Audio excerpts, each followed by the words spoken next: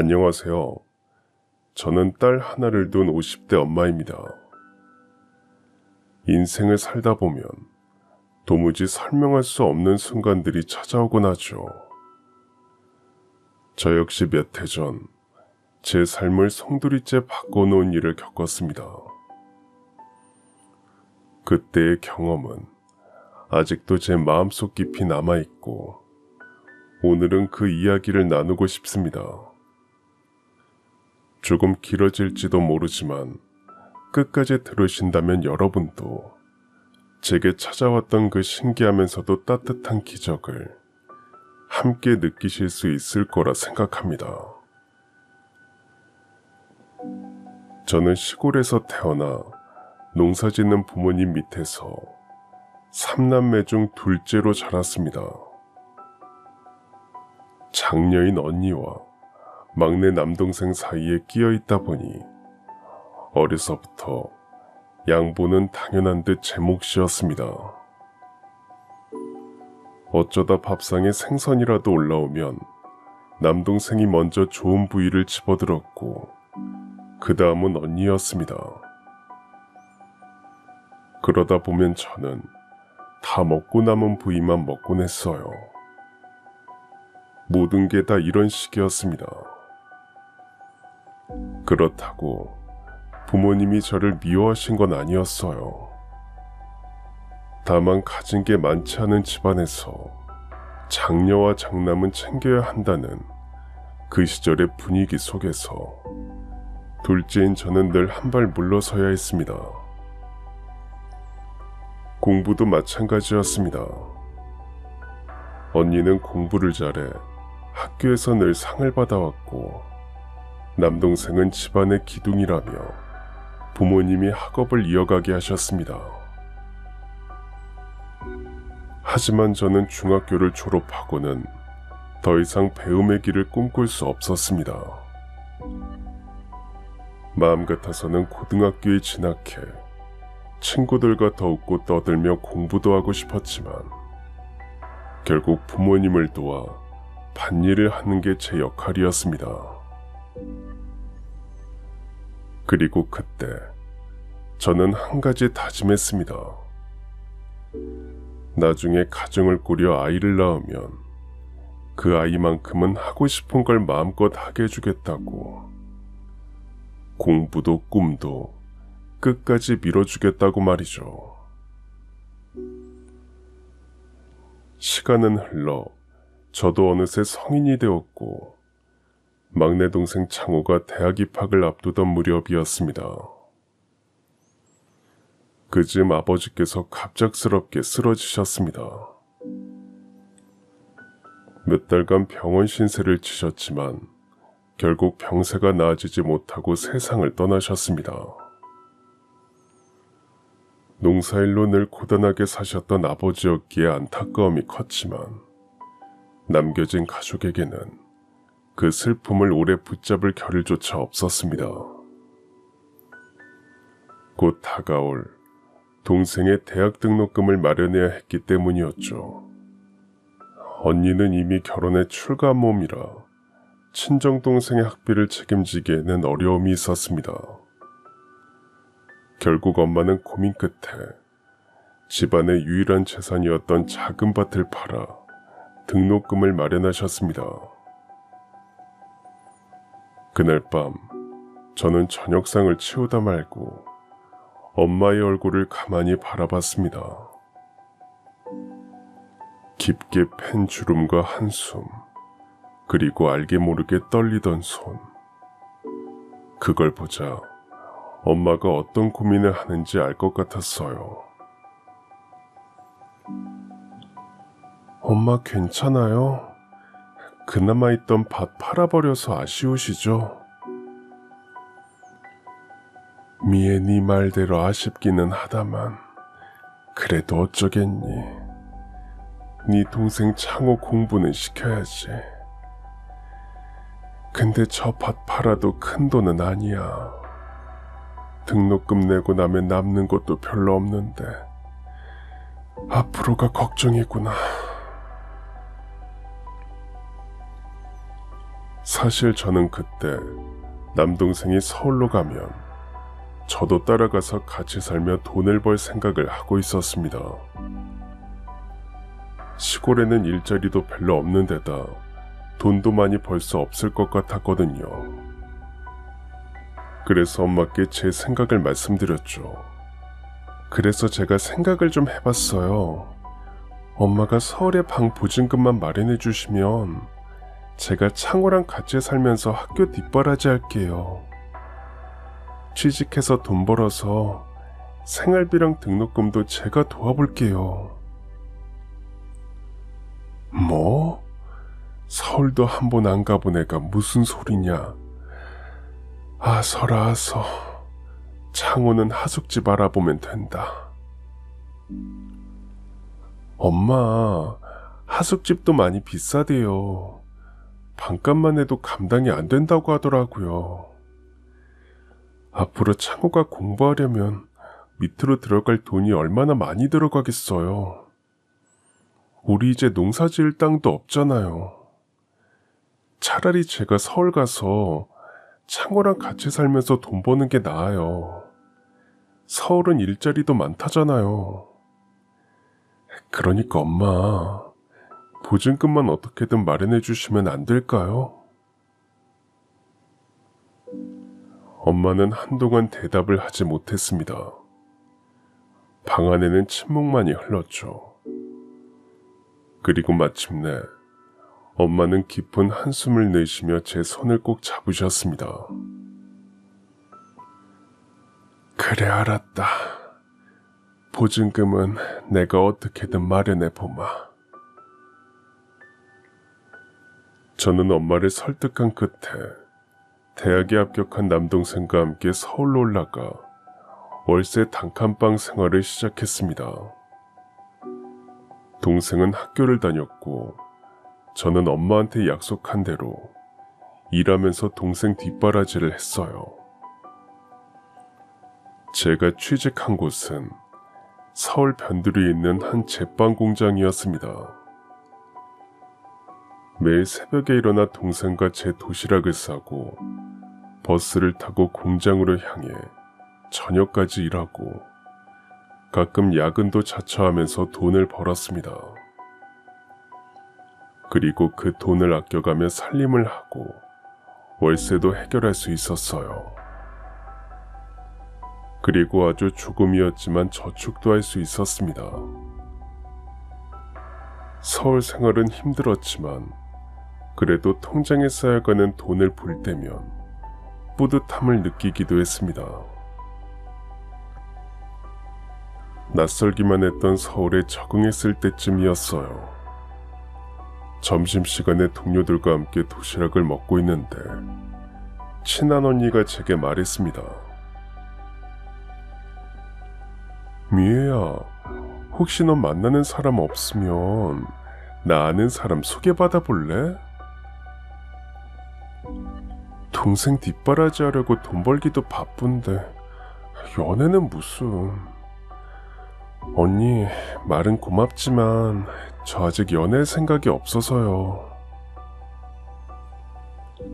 너 내가 보니까 맨날 집이랑 공장만 왔다 갔다 하던데 우리 나이 때는 사람이 연애도 하고 그래야 생기도 도는 거야. 미애야, 사실 거래처 물류 담당하는 사람 중에 너한테 관심 있는 남자가 있어. 나랑 좀 친한 사람이라 너 한번 소개해달라더라. 괜찮은 사람이니까 한번 만나봐. 혹시 둘만 있는 게 부담스러워서 그러는 거면 내가 다 같이 식사 자리 만들어 볼 테니까 가벼운 마음으로 나와서 얼굴이나 봐봐. 그리고 얼마 지나지 않은 주말, 저희는 한 중국집에서 만나게 됐어요. 그의 이름은 박정석. 나이는 저보다 4살이 많았습니다. 그는 제가 다니는 공장의 거래처 중 한 곳에서 일하며 트럭 운전을 하고 있었죠. 셋이서 짜장면과 탕수육을 나눠 먹으며 이런저런 이야기를 나눴고 분위기가 제법 괜찮았습니다. 그러던 중 동료 언니가 갑자기 급한 일이 생겼다며 먼저 자리를 떴고 저와 정석 씨만 남게 되었습니다. 그렇게 저도 집으로 가려는데 정석 씨가 차 한잔 하자고 권하길래 따라 나섰습니다. 저희는 다방 구석 창가 자리에 앉아 따뜻한 커피를 마시며 이야기를 이어갔어요. 저기 이런 말 갑자기 하면 이상하게 들릴 수도 있는데 사실은 제가 미애 씨 보고 첫눈에 반했습니다. 공장에 오가다가 몇 번 뵀는데 그냥 마음이 가더라고요. 그래서 꼭 한번 만나보고 싶어서 이렇게 부탁드린 거예요. 순간 얼굴이 화끈 달아올랐습니다. 누군가 저를 보고 그렇게 말했다는 게 처음이라 부끄럽고 어색했지만 그렇다고 기분이 나쁘지는 않았습니다. 오히려 낯선 설렘이 가슴 속에서 잔잔하게 퍼져갔습니다. 그날 이후로 우리는 종종 공장에서 마주치면 눈인사 정도를 하는 사이가 됐습니다. 그는 제가 부담스러워하지 않도록 조심스레 다가왔고 저 역시 그가 보이는 호감이 싫지 않았습니다. 그런데 어느 날 공장에서 일하던 중 갑자기 사무실에서 저를 찾는 전화가 걸려왔습니다. 동생이 급성 맹장으로 쓰러져 병원으로 실려왔다는 전화였어요.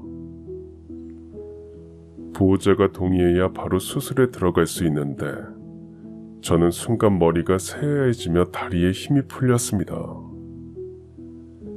그때 마침 사무실 앞을 지나던 정석 씨가 제 얼굴이 창백해진 걸 보고 다가왔습니다.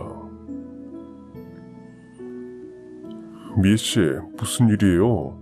어디 아픈 거요? 아니에요.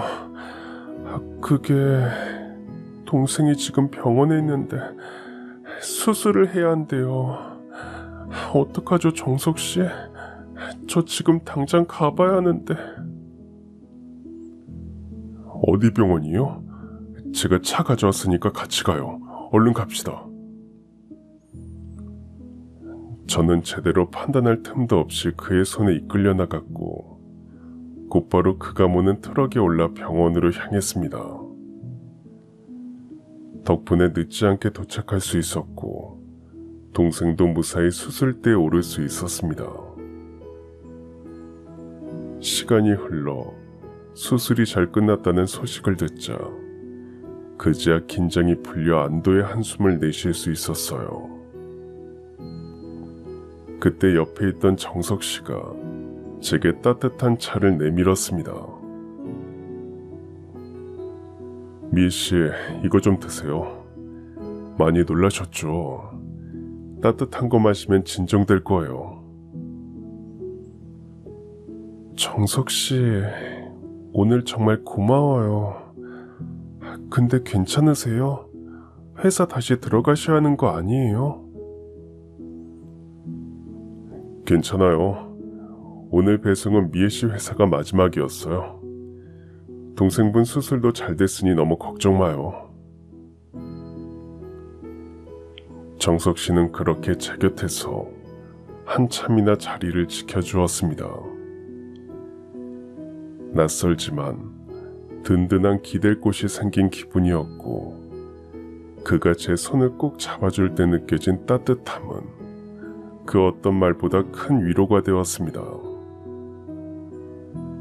그날 이후 우리는 자연스럽게 서로에게 더 가까워졌습니다. 그에게 느꼈던 호감은 연애로 이어졌고 결국 결혼까지 약속하는 사이가 되었습니다. 사귀면서 알게 된 건 그의 부모님이 일찍 돌아가셨다는 거였습니다. 19쯤이었지. 아버지가 일하시다가 크게 다치셨는데 수술도 제대로 못 받아보고 돌아가셨어. 어머니도 병약하신 분이었는데 아버지가 떠났다는 게 충격이었는지 다음에 세상을 떠나셨고. 그럼 정석 씨가 20살 때 부모님이 두 분 다 돌아가신 거예요? 그때부터 나랑 내 여동생이랑 친척집을 전전했던 거야. 그때는 가진 게 없었거든. 월세방 하나 얻는데 2년 넘게 걸렸어. 아참, 내가 전에 말한 적 있지. 6살 차이 나는 여동생 있다고.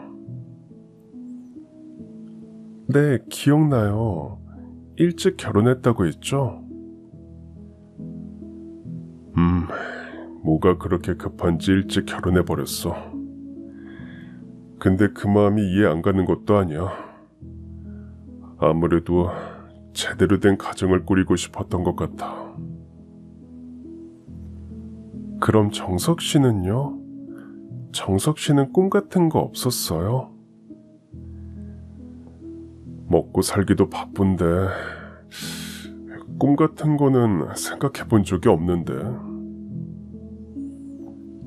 그럼 지금부터라도 생각해봐요. 이제 결혼도 하는데 앞으로는 어떻게 살고 싶은지, 어떤 가정을 꾸리고 싶은지. 정석 씨의 부모님은 이미 오래전에 세상을 떠나셨고 그에게 가족이라고는 몇 년 전 시집간 여동생 한 명뿐이었습니다.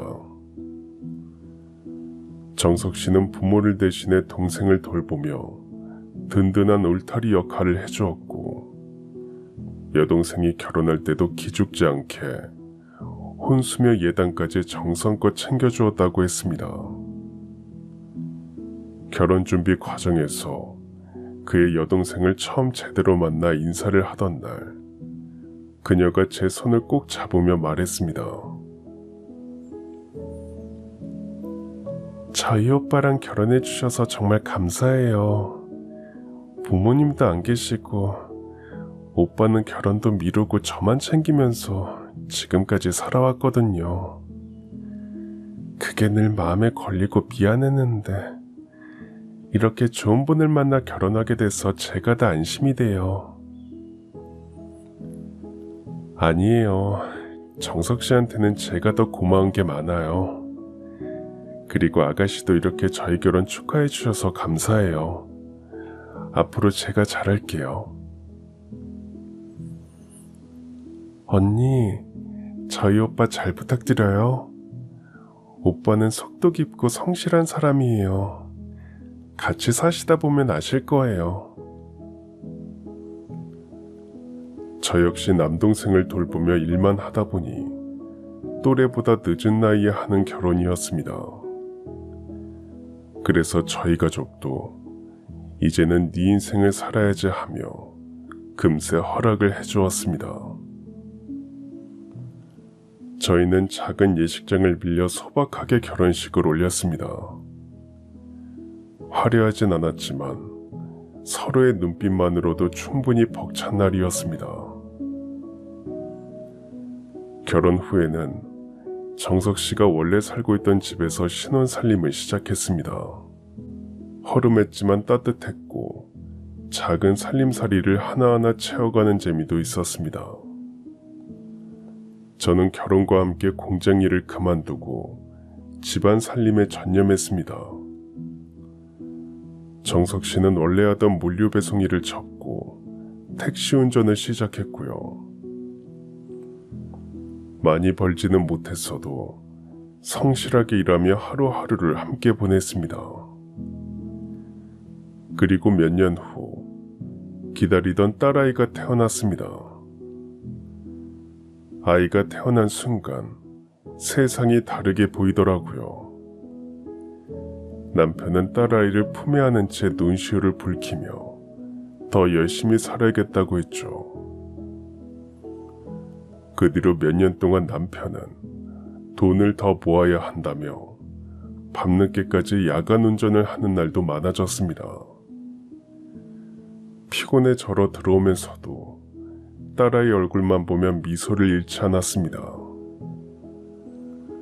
어느 날 밤늦게 들어온 남편을 바라보다가 조심스럽게 말을 꺼냈습니다. 희서 아빠, 요즘 당신 너무 무리하는 거 아니에요? 하루에 잠도 몇 시간 못 자고 이러다가 사고라도 나면 어쩌려고 그래요. 정말 걱정돼요. 당신이랑 희서랑 행복하게 해주려면 내가 더 열심히 벌어야지. 우리 희서 크면 대학도 갈 텐데 미리 준비해놔야 마음이 놓이지 않겠어? 그리고 우리 언제까지 이렇게 월세집 전전하면서 살 수는 없잖아. 당신 결혼 전에 나한테 했던 말 생각나? 이제부터라도 어떻게 살고 싶은지 생각해보라고 했던 말 말이야. 당신한테 그 말 들은 뒤로 계속 곰곰이 생각해봤는데 나는 말이야, 부모님 돌아가시고 친척집 전전하면서 지냈던 게 한이었거든. 그래서 앞으로는 작은 집이라도 좋으니까 우리 가족이 편하게 오순도순 살 수 있는 집을 갖고 싶어. 집 장만하는 거, 그게 내 꿈이야. 남편의 말에는 오랜 세월 쌓여온 진심이 담겨 있었습니다. 그는 그 꿈을 이루기 위해 낮에는 손님을 태우고 밤에는 야간 근무까지 마다하지 않으며 성실하게 일했습니다. 그렇게 세월이 흘러 딸이 대학교에 입학할 무렵 마침내 남편은 집을 살 수 있을 만큼의 돈을 모았습니다. 저희는 주말마다 집을 보러 다녔지만 생각만큼 쉽지 않았습니다. 가격이 마음에 맞으면 집 상태가 형편없었고 집이 마음에 들면 예산을 훌쩍 넘어섰습니다. 10군데가 넘는 집을 봤지만 번번이 발걸음을 돌려야 했죠. 그러던 어느 날 서울에서 조금 떨어진 경기도 외곽에 있는 단독주택을 보러 갔습니다. 집은 아담했지만 햇볕에 잘 들어 거실이 환했고 작은 마당에는 꽃을 심을 자리까지 있었습니다. 여보, 이 집 어때요? 조금 작긴 한데 왠지 느낌이 좋지 않아요? 그러게, 오래되긴 했어도 손질도 잘 되어 있고 희서 학교랑도 그렇게 안 멀어서 괜찮을 것 같은데. 그 집을 처음 보는 순간, 아, 여기가 바로 우리가 살 집이구나 하는 느낌이 들었습니다. 단 하나 걸리는 게 가격이었는데 다행히도 집주인이 사정이 있어 급히 내놓은 집이라 시세보다 저렴한 가격이었습니다. 모든 게 맞아 떨어지자 그 집이 꼭 우리 가족을 기다리고 있었다는 기분까지 들더라고요. 남편 역시 저와 같은 마음인 것 같았고 망설임 없이 계약을 진행했습니다. 집을 사고 나서 남편은 한 푼이라도 아끼려고 수리할 곳이 있으면 직접 손을 봤어요. 오래된 수도꼭지를 교체하고 삐걱대던 창문도 손수 고쳤습니다. 그리고 저는 작은 마당 한쪽에 화단을 가꾸며 계절마다 꽃을 심었죠. 비록 큰 집은 아니었지만 남편이 평생 꿈꿔왔던 우리 가족만의 집이 드디어 생긴 것이었습니다. 여보, 드디어 당신 꿈 이뤘네요. 이제 진짜 우리 집이 생겼잖아요. 그동안 정말 고생 많았어요. 희서 엄마 당신 덕이지. 당신 만나서 결혼하고 우리 희서도 낳고 그래서 내가 더 열심히 살 수 있었어. 나야말로 고마워. 여보, 앞으로 더 좋은 일만 생길 거예요. 우리 이 집에서 희서 결혼도 시키고 손주 태어나면 봐주면서 오래오래 행복하게 삽시다. 늘 웃으면서요. 그렇게 시작된 우리 집에서의 생활은 참 평온했습니다. 3년 동안 크고 작은 일은 있었지만 세 식구가 함께 밥을 먹고 웃는 그 시간이 너무 소중했습니다. 그런데 어느 날 아침이었습니다. 남편에게 아침 식사를 차려주고 빨래를 돌리려던 순간 부엌 쪽에서 그릇이 와르르 바닥에 떨어지는 소리가 났습니다. 깜짝 놀라 달려가 보니 남편이 바닥에 쓰러져 온몸을 부르르 떨고 있었습니다. 저는 곧바로 119에 신고했고 남편은 구급차에 실려 응급실로 향했습니다. 의사들은 곧장 수술을 시작했습니다. 남편은 뇌졸중이었습니다. 다행히 발견이 빨라 목숨은 건졌지만 남편은 오른쪽 팔다리가 마비되었고 말까지 제대로 하지 못하게 돼버렸어요. 그리고 그날 이후 우리의 삶은 완전히 달라졌습니다. 남편은 몇 달 동안 병원에 입원해 재활치료를 받았고 저는 매일 병원으로 출퇴근하며 병간호를 했죠. 병원비와 치료비는 끝도 없이 빠져나갔고 우리가 어렵게 모아온 돈은 순식간에 줄어들었어요. 남편은 어느 날 침대에 누워 제 얼굴을 쳐다보며 힘겹게 더듬더듬 말했습니다. 여보, 미안해. 나 때문에 당신이 고생이 많아. 여보, 그런 말 하지 마요. 당신이 왜 미안해요. 고생이라니. 난 한 번도 고생이라고 생각한 적 없어요. 의사 선생님 말씀대로 재활 열심히 하면 다시 일상생활 할 수 있다잖아요. 우리 같이 힘내요. 당신이 예전에 그랬잖아요. 나중에 희서 결혼할 때 손잡고 같이 걸어가고 싶다고. 그 꿈 이룰 거예요. 남편은 눈시울을 붉히며 고개를 끄덕였습니다. 몇 달 뒤 남편은 퇴원했지만 여전히 걷는 것도 불편했고 식사나 씻는 일조차 제 도움이 필요했습니다. 저는 남편을 혼자 둘 수 없었지만 돈은 벌어야 했기에 지인의 식당에서 하루에 4시간씩 일하기 시작했습니다. 낮에는 일을 하고 밤에는 집에 와서 남편을 돌보는 생활이 이어졌어요.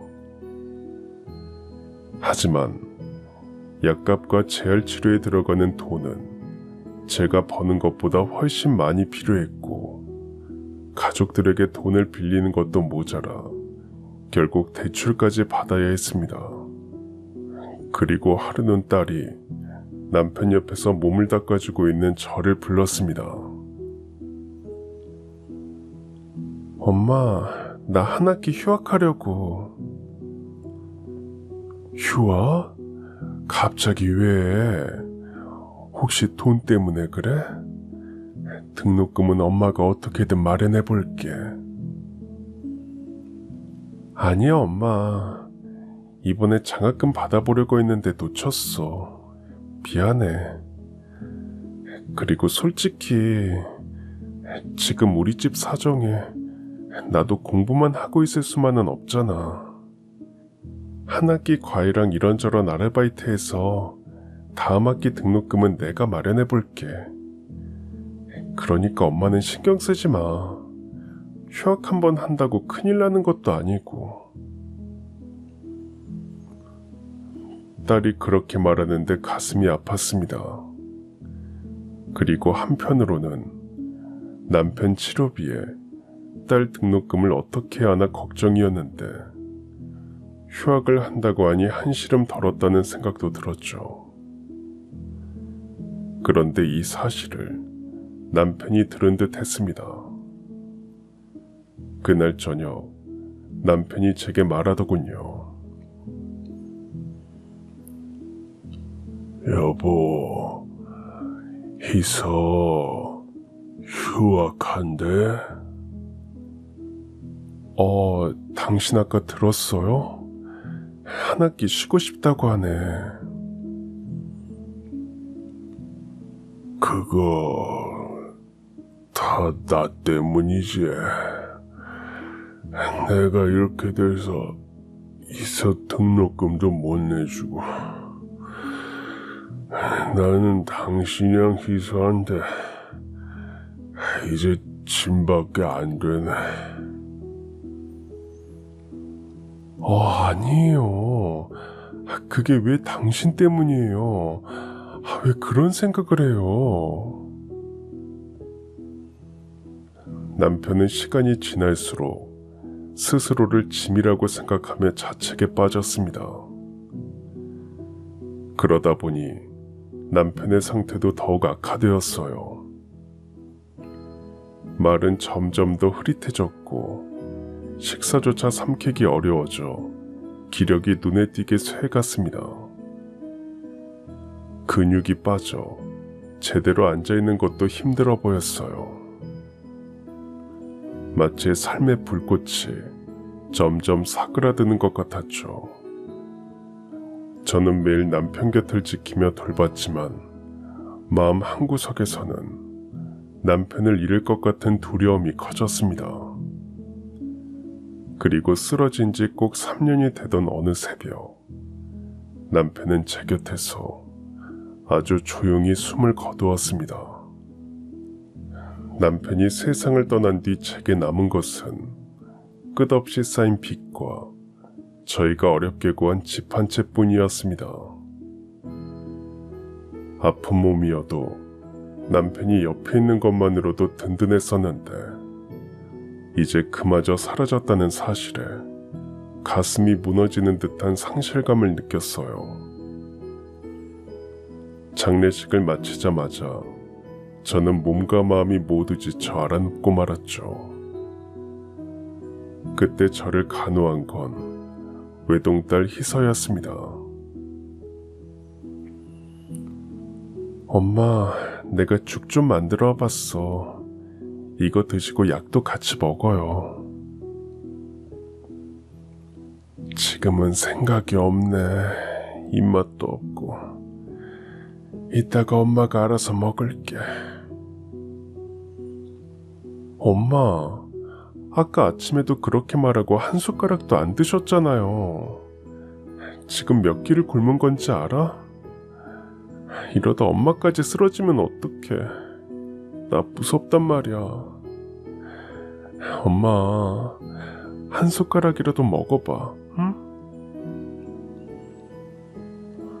딸이 걱정하며 다급하게 말하는 모습을 보니 정신이 번쩍 들었습니다. 아직 저의 손길이 필요한 딸이 있는데 이렇게 누워만 있을 수는 없었죠. 간신히 몸을 추스르고 저는 다시 알바로 일하던 식당으로 나가 하루 종일 일을 시작했습니다. 그러면서 번 돈으로 남편의 병수발과 치료로 생긴 빚을 갚고 희서의 학비까지 마련해야 했습니다. 하루 종일 일해도 겨우 빚의 이자만 겨우 갚을 수 있는 수준이었죠. 살림살이는 언제나 허덕였고 나아질 기미는 보이지 않았습니다. 몸도 마음도 지치는 날이면 저는 남편이 그리웠어요. 꿈에서라도 한번 만나고 싶었는데 남편은 세상을 떠나고 단 한 번도 얼굴을 보여주지 않았습니다. 남편이 보고 싶은 날이면 남편이 있던 집안을 둘러보며 추억할 수밖에 없었죠. 아빠 많이 보고 싶다. 엄마 기억나? 아빠가 나 어릴 때 내 방 천장에 야광별 붙여줬던 거. 그거 아직도 있잖아. 뗄 수가 없어. 그러게, 안방 벽지도 직접 붙였잖아. 그러고 보면 네 아빠가 손재주가 좋았어. 엄마, 그래도 이렇게 집 구석구석 아빠 손길이 남아있다고 생각하면 좀 덜 쓸쓸하지 않아? 그러니까 우리 같이 힘내요. 1년을 버텨도 상황은 크게 달라지지 않았어요. 그래도 그나마 위안이 된 것은 남편이 남기고 간 집 한 채였습니다. 빚과 생활의 고단함 속에서도 이 집만큼은 우리가 계속 머물 수 있는 공간이자 남편과 함께했던 추억이 깃든 마지막 안식처였습니다. 그러던 어느 날 일을 마치고 늦은 저녁이 돼서야 집에 들어왔는데 평소처럼 반갑게 맞이해주던 딸이 보이지 않았습니다. 이상하다 싶어 방으로 들어가 보니 딸은 책상 위에 엎드린 채 잠들어 있었습니다. 공부하는 것도 힘들 텐데 저한테 짐이 되지 않겠다고 아르바이트까지 하고 있어서 피곤하겠다 싶었죠. 저는 조심스레 딸을 깨워 침대에 눕혀주고 어지러운 책상을 정리했습니다. 그러다 한 통지서가 눈에 들어왔어요. 그게 뭔지 정확히는 몰랐지만 큰 글씨로 대학원 입학 허가서라는 글자가 쓰여 있었습니다. 그리고 그때 부스럭대는 소리에 딸이 눈을 떴습니다. 깼어. 근데 희서야, 이게 뭐야? 대학원 입학 허가서라는데. 그 말을 들은 딸은 급히 몸을 일으켜 제 손에서 서류를 낚아채듯 가져갔습니다. 이리 줘. 아무것도 아니야. 아무것도 아니긴. 희서야, 너 대학원 생각하고 있었어? 아니, 그게 사실 6개월 전쯤 교수님 추천으로 외국에 있는 대학원에 지원서를 넣었어. 그런데 운이 좋게 허가서가 왔더라고. 근데 아직 졸업 전이라 졸업증명서를 제출해야 합격이 확정된대. 엄마 신경 쓰지 마. 나 어차피 대학원은 안 갈 거야. 왜? 졸업만 하면 합격이라며. 좋은 기회잖아. 왜 포기하려고 하는 거야? 엄마, 우리 집안 사정이 어떤지 나도 잘 알아. 아빠 돌아가시고 엄마 혼자 힘들게 일하는 거 다 알아. 지금 우리 사정에 유학은 무리야. 그리고 장학생으로 뽑혀도 학비만 지원되고 비행기나 생활비 같은 건 전부 내가 알아서 해야 한대. 됐어. 대학원 안 가도 돼. 나는 얼른 취업해서 엄마를 도울 거야. 엄마 혼자 고생하는 모습 더는 보고 싶지 않아. 딸은 씁쓸하게 웃었습니다. 그 얼굴을 보니 제 가슴이 미어지더군요. 공부를 좋아하는 아이가 집안 형편 때문에 소중한 기회를 스스로 포기하려는 모습이 너무 안쓰러웠습니다. 그날 밤 저는 결심했습니다. 무슨 수를 써서라도 딸의 앞길을 막는 일만은 하지 않겠다고요. 어릴 적 저도 집안 사정 때문에 공부를 포기했던 경험이 떠올랐습니다. 그 일을 딸에게 반복하게 할 수는 없었습니다. 그래서 유학비를 마련할 방법을 머릿속으로 하나하나 계산해 봤습니다.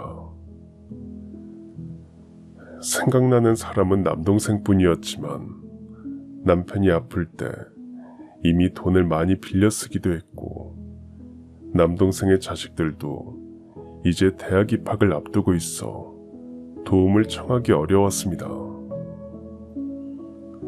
일을 열심히 해도 지금 쌓인 빚과 앞으로 들어갈 비용을 감당하기엔 턱없이 부족했습니다. 결국 밤을 꼬박 새서 고민한 끝에 저는 집을 팔아야겠다는 결론에 이르렀습니다. 남편이 피땀 흘려 모은 돈으로 산 집이고 저 역시 정이 많이 들었던지라 끝까지 지키고 싶었지만 달리 방법이 없었습니다. 그날 저녁 딸에게 말했습니다. 희서야, 너 대학원 포기하지 마. 엄마가 유학비 마련해 줄게. 엄마, 어제 말했잖아. 나 이제 유학 포기했다니까. 우리 형편에 유학이 가당키나 해. 나 진짜 괜찮아. 희서야, 엄마가 후회할 것 같아서 그래. 나도 어릴 때 가난해서 하고 싶은 공부 못했었어. 그게 두고두고 후회되더라. 너는 나처럼 살게 만들기 싫어. 이 집 팔면 되니까 돈은 걱정하지 마. 엄마, 이 집을 왜 팔아? 아빠가 유일하게 물려준 거고 이 집에 좋은 추억도 많잖아. 안 돼, 팔지 마. 나 진짜 유학 안 가도 되고 그렇게 공부한다고 해도 내 마음이 편할 것 같아?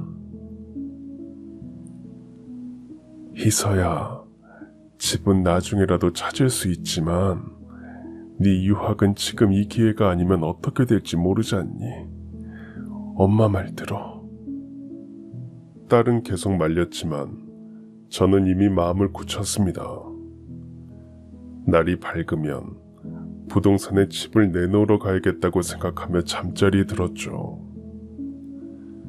결심은 했지만 마음은 싱숭생숭했고 계속 몸을 뒤척이다 겨우 잠에 들었는데요. 그날 밤 꿈을 꾸었습니다. 죽고 난 뒤 꿈에도 한 번 찾아오지 않았던 남편이 드디어 나타난 겁니다. 그리움이 한꺼번에 몰려와 눈물이 쏟아졌습니다. 남편은 아무 말 없이 저를 바라보기만 하다가 마침내 입을 열었어요. 여보, 이 집 팔지 마. 절대로 팔지 마.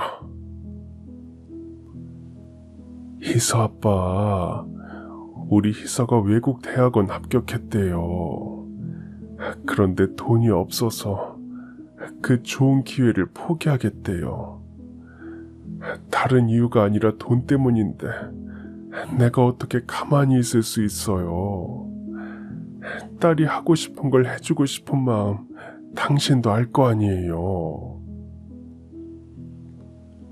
안 돼. 이 집은 지금은 절대 팔면 안 돼. 남편은 제 말을 듣고 눈물을 흘리면서도 살아있을 때는 단 한 번도 들어본 적 없는 단호한 목소리로 반복했습니다. 그는 그 말만 하더니 점점 희미해지며 사라졌습니다. 애타게 불러보았지만 남편은 다시 나타나지 않았고 결국 꿈에서 깨어났습니다.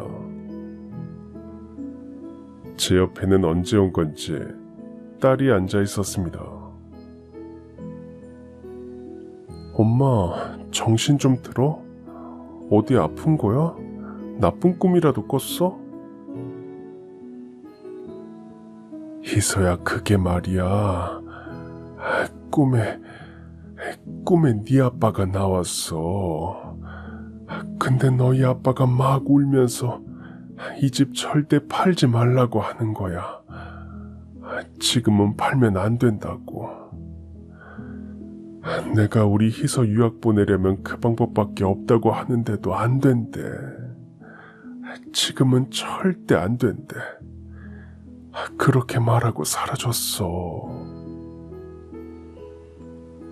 진짜? 거봐, 엄마. 아빠도 말리잖아.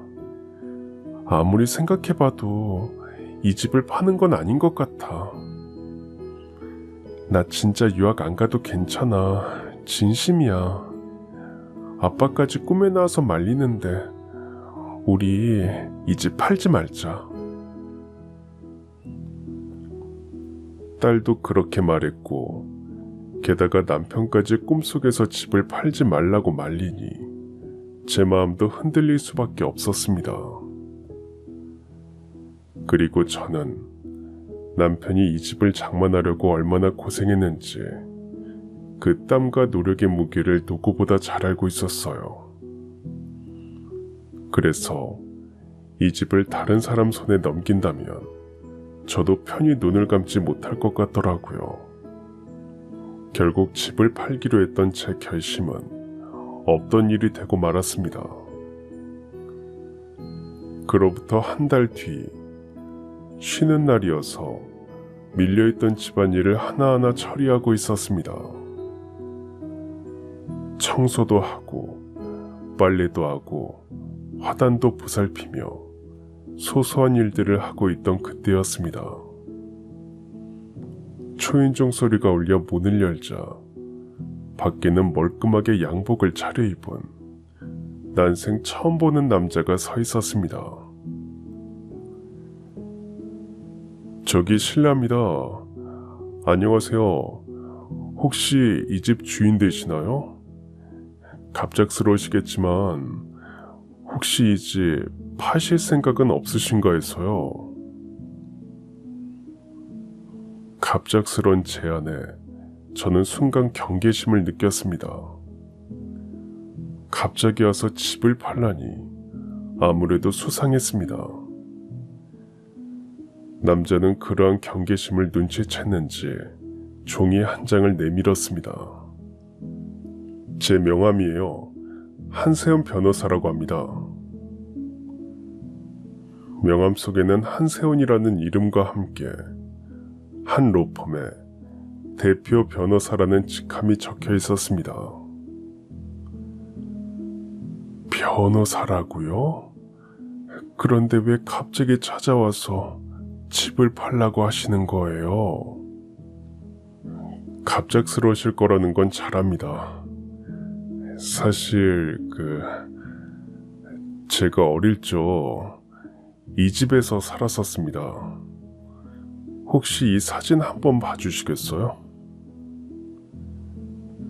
그가 보여준 사진 속에는 저희 집을 배경으로 환하게 웃고 있는 할머니와 10대 소년이 있었습니다.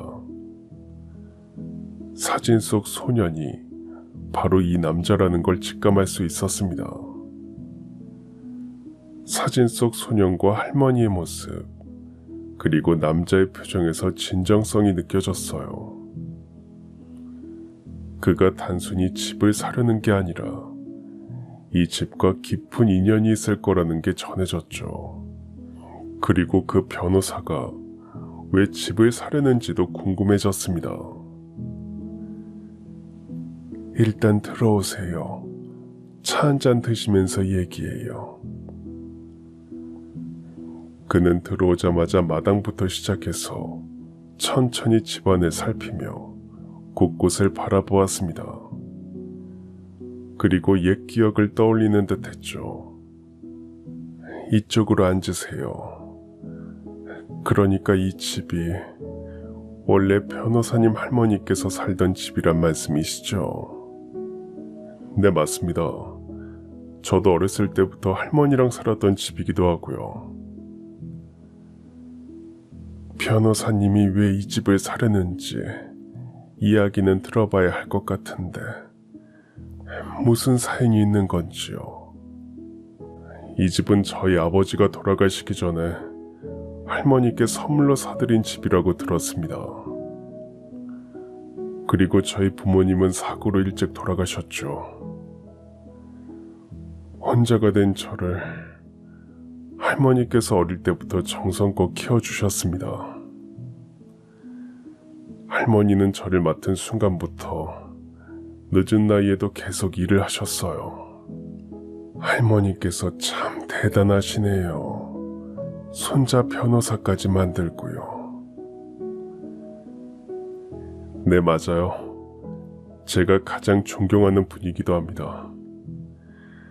할머니가 아니었다면 지금의 저도 없었을지 모르니까요. 그가 변호사가 되겠다고 결심한 건 중학교를 다니던 무렵이었습니다.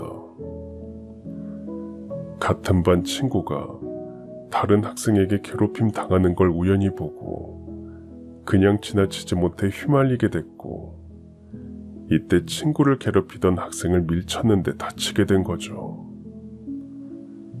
다친 학생의 부모는 사과를 요구했고 결국 그의 할머니까지 학교에 불려오셨다고 합니다.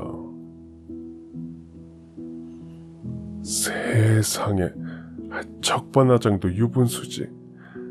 자기 자식이 나쁜 짓 한 건 모르고 사과를 요구했다고요? 네, 그때는 오히려 제가 잘못한 게 돼 있었어요. 할머니는 학교에 오셔서 다친 학생 엄마한테 고개 숙여 사과를 했죠. 그걸 보니 억울하고 분하더라고요. 그래서 그때 결심했습니다. 공부해서 힘을 키우고 다시는 이런 억울한 일을 당하지 않겠다고요. 그는 잠시 숨을 고르고 계속해서 자신의 어린 시절과 할머니 이야기를 들려주었습니다. 할머니는 제가 아무 이유 없이 친구와 싸우지는 않았을 거라고 믿어주셨어요. 그 믿음 덕분에 저는 꼭 성공해야겠다고 다짐했고 그때부터 공부를 열심히 했습니다.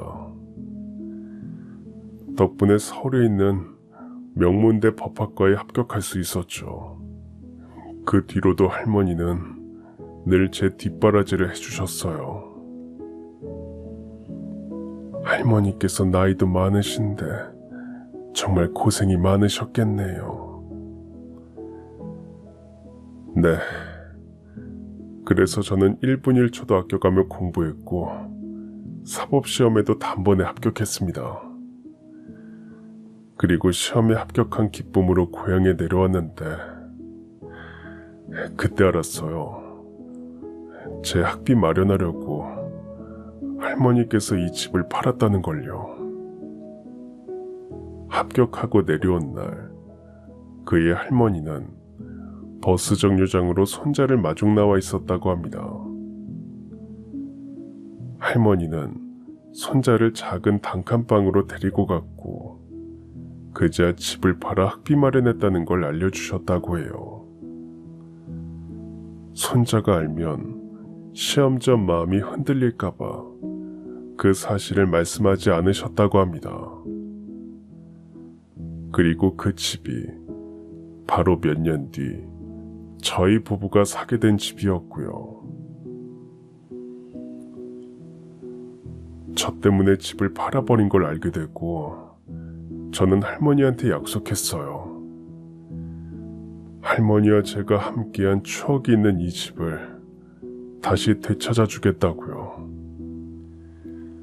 그리고 다시 서울로 올라가서 변호사 사무실에 들어가 닥치는 대로 일했습니다. 쉬는 날도 반납할 정도로요. 근데 시간이 사람을 기다려주지 않더군요. 그럼 할머니께서는 혹시... 네, 몇 년 전에 돌아가셨어요. 하루라도 빨리 돈을 벌어 할머니께 집을 돌려드리고 싶었어요. 그래서 할머니를 자주 찾아뵙지도 못했죠. 일단 돈부터 벌고 할머니도 편하게 모시고 싶었거든요. 하지만 할머니는 이미 연세가 많으셨고 건강도 쇠약해진 상태였어요. 그랬군요. 저도 몇 년 전에 남편을 먼저 보내서 그 마음을 이해할 수 있을 것 같아요. 저도 남편이랑 이 집에서 오래오래 살자고 했었는데 그렇게 먼저 떠나니 참 허무하더라고요. 맞습니다. 저도 그랬어요. 이른 나이에 성공도 하고 어릴 적에는 상상도 못했던 큰 돈을 벌었지만 돈만으로는 채울 수 없는 허전함이 있더군요. 돈만 있으면 뭐하나 인생이 참 허무했어요. 그러다 보니 결국 우울증까지 찾아왔습니다. 한동안 병원 다니며 상담도 받고 약도 꽤 먹었어요. 그러다가 한 달 전쯤이었나 갑자기 이 집이 떠오른 겁니다. 그래서 무작정 찾아왔던 적이 있어요. 어린 시절 기억 속 모습 그대로 남아있는 집을 보니 그동안 쌓였던 쓸쓸함과 우울함이 한순간에 풀리더군요. 신기하게도 마음이 편안해지는 거예요. 할머니를 잃은 뒤 우울증을 앓고 있던 그는 할머니와의 추억이 가득한 이 집을 보고는 위로를 느낀 것 같았습니다. 그리고 다시 서울로 올라가고 나서도 계속해서 이 집이 떠올랐다고 했어요. 그래서 며칠을 고민하다가 이 집을 사야겠다고 생각한 겁니다. 남자는 감정이 북받치는지 울면서 제게 애원했습니다. 그래서 말입니다. 이 집을 제게 팔아주실 수 있을까요? 제게는 정말로 큰 위로이자 위안이 되는 집입니다. 할머니와의 추억이 있는 이 집을 보는 것만으로도 편안하게 숨을 쉴 수 있더라고요. 무슨 말씀인지는 알겠습니다만 너무 갑작스러워서요. 네, 너무 갑작스럽다는 건 저도 잘 압니다. 하지만 아주머니, 이렇게 생각해 주시면 어떨까요? 사람 하나 살리는 셈 치고 저에게 이 집을 팔아주시면 안 될까요? 생전에 할머니께서 쓰셨던 가구도 다 보관하고 있어요. 그 가구들과 함께 집을 다시 사서 할머니와 함께 했던 추억을 지키며 살고 싶습니다. 네, 우선 저도 가족이랑 상의를 해볼게요. 금액도 전혀 걱정 안 하셔도 됩니다. 시세보다 높게 책정해도 좋고 아주머니가 원하시는 만큼 얼마든지 드릴 수 있어요. 그러니 제 이야기를 긍정적으로 고려해 주시면 감사하겠습니다. 집값을 원하는 만큼 불러도 된다는 그 말을 듣고 나자 남편이 낳았던 꿈이 떠올랐습니다. 절대 집을 팔지 말라는 그 말은 단순히 집을 지키라는 게 아니었던 거죠. 남편은 투병 생활 중에도 자신의 병수발을 하느라 고생하는 제게 미안해했습니다. 평생 행복하게 해주겠다고 했는데 그 약속을 지키지 못한 데 죄책감도 느끼고 있었고요. 죽어서도 자신이 남기고 간 빚을 갚으며 살고 있는 제가 마음에 걸렸을지도 모릅니다. 어쩌면 남편은 이런 일이 있을 줄 알고 꿈에 찾아와 집을 팔려던 걸 눈물로 말렸던 게 아닐까 싶었습니다. 저는 그 남자에게 말했습니다. 우선 오늘은 시간도 늦었고 이만 가보세요. 저도 신중하게 생각해 보겠습니다. 정말요? 감사합니다. 오늘 당황스러우셨을 텐데 제 이야기를 들어주신 것도 감사드립니다. 그럼 연락 기다리겠습니다. 남자는 그렇게 돌아갔고 저는 그날 학교에서 돌아온 딸과 상의를 했습니다. 제게 이야기를 들은 딸은 무척 신기했어요. 엄마, 너무 신기하지 않아? 아빠가 꿈에 나와서 절대 집 팔면 안 된다고 말려서 안 판 거잖아. 이런 일이 일어날 걸 아빠가 알고 말린 게 아닐까? 아빠 말 듣고 그때 안 팔길 잘했어. 희서, 너도 그런 생각이 드니? 엄마도 그 변호사가 돈은 얼마든지 원하는 대로 줄 테니까 집을 자신에게 팔라는 말 듣고 그때 아빠가 나온 꿈이 생각나더라고. 그니까 우리 아빠 저 세상 가셔도 남겨진 우리가 걱정이었나 봐. 아무튼 엄마는 어떻게 하고 싶은데? 그 사람한테 이 집 팔 거야? 그 사람 사연 듣고 나니까 너무 안쓰럽긴 한데 고민 좀 더 해보자. 며칠 생각한 끝에 저는 그 남자에게 연락했고 저희는 다시 만났습니다. 한세은 변호사라고 하셨죠. 그날 가신 뒤에 딸과도 상의하고 고민도 했습니다. 이 집 변호사님한테 팔겠습니다. 그게 정말입니까? 감사합니다. 아주머니 감사해요. 제가 이 집 10억에 사겠습니다. 네? 10억이요? 아이, 너무 많은 거 아닌가요? 괜찮으시겠어요? 네, 제가 갑자기 찾아와서 집을 팔라고 한 거잖아요. 그리고 이 정도는 원래도 생각했던 금액입니다. 저는 돈보다 추억에 있는 소중한 그 집을 되찾는 게 중요합니다. 어떻게 보면 제 사정도 봐주시고 제가 신세를 지게 된 건데 충분히 살해하고 싶습니다. 그러니 받아주세요. 그 변호사에게 집을 팔고 난 뒤 저는 생각지도 못한 큰 돈을 손에 쥐게 됐습니다.